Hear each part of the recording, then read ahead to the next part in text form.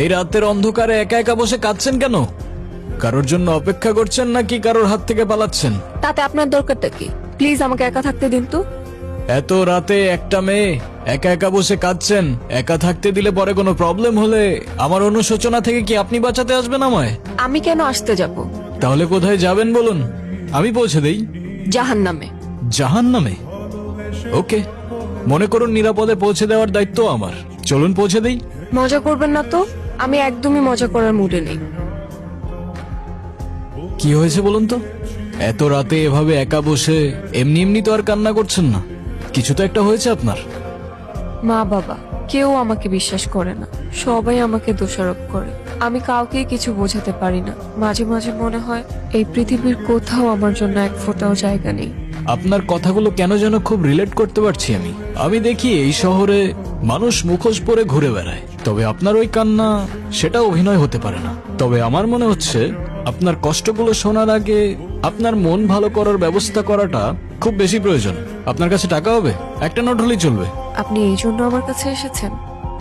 আমার কাছে কোনো টাকা নেই, আপনি যেতে পারেন।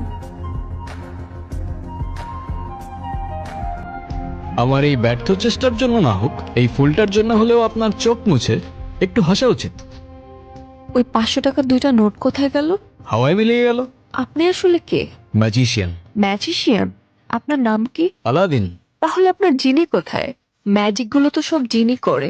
আমার যিনি আমাকে ছেড়ে পালিয়ে গেছে, তাই ওর সাথে জেদ করে আমি ম্যাজিক শিখে শহরে শহরে ম্যাজিক করে বেড়াই।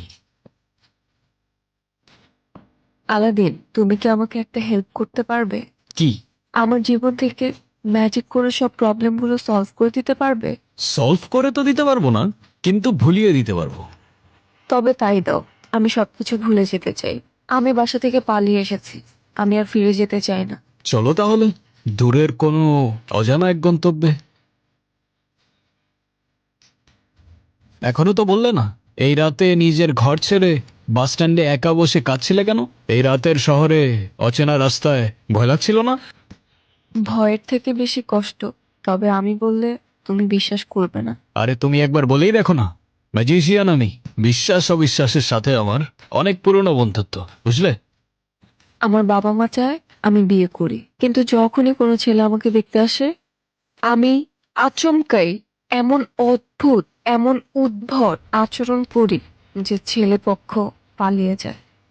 উদ্ভট বলতে কেমন উদ্ভট? খুব ভালো ছেলে আমার, লাখে একটা পাওয়া যায়। মাশাআল্লাহ মাশাআল্লাহ। মাশাল্লাহ। কিভাবে বিশ্বাস করব? আপনি কি জানেন মানুষের চেয়ে কুকুর বেশি বিশ্বস্ত? ভাই সাহেব, আপনি জানেন তো? জানেন, ওকেও চা দাও। না বাবা। আপনার ইচ্ছে হবে না? যদি চায়। বাবা শরবত নাও, আর তোমরা দুজন কথা বলো, আমি আসতেছি। মানে তুমি তুমি ইচ্ছা করেই বিয়ে ভেঙে দাও? ইচ্ছে করে না, নিজের অজান্তে। কেন যে করে ফেলি আমি নিজেও জানি না।